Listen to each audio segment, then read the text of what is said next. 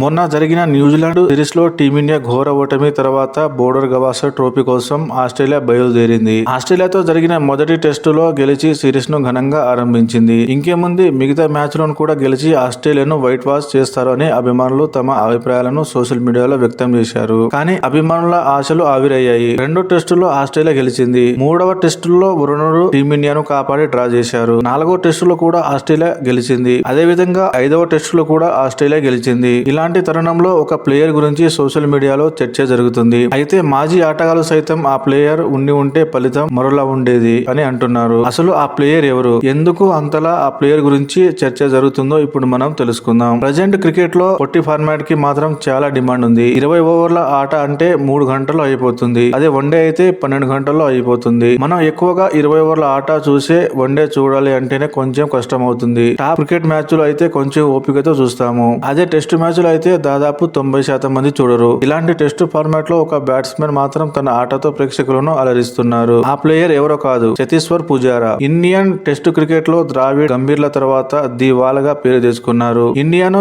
చాలా సార్లు అడ్డుగోడగా ఉండి కాపాడారు. టీ20 క్రికెట్ కి అలవాటు పడ్డ మన దేశ క్రికెటర్లు 5 రోజుల ఆట ఏ విధంగా ఆడాలో తెలియడం లేదు. టెస్ట్ క్రికెట్ టీ20 వన్డేల మాదిరిగా కాకుండా పూర్తి భిన్నంగా ఉంటుంది. ఈ ఫార్మాట్ లో చాలా ఓపిక అవసరమైతే రోజు మొత్తం క్రీజులో ఉండాలి. ఇలాంటి లక్షణాలు పూజారాలో చాలా ఉన్నాయి. ఇండియా కష్టాల్లో ఉన్నప్పుడు అడ్డుగోడగా ఉండి డ్రా చేసిన సందర్భాలు ఉన్నాయి. ఎంతలా అంటే పూజారా ఒక మ్యాచ్ లో 58 బంతుల్లో కేవలం 1 పరుగు మాత్రమే చేశారు. ఆట చివరి వరకు క్రీజులో ఉండి డ్రా కోసం పోరాడతారు. టెస్ట్ క్రికెట్ లో దూకుడు ప్రతిసారి పనికి రాదు. ప్రతి టీమ్ లో తప్పనిసరిగా దూకుడుగా ఆడే బ్యాట్స్మెన్ తో పాటు జిడ్డుగా ఆడే బ్యాట్స్మెన్ ఉండాలి. అప్పుడే టీమ్ లో సమతుల్యం వస్తుంది. అన్ని రకాల ఆటగాళ్లు ఉన్నప్పుడే జట్టు బాగా ఆడుతుంది. Present team India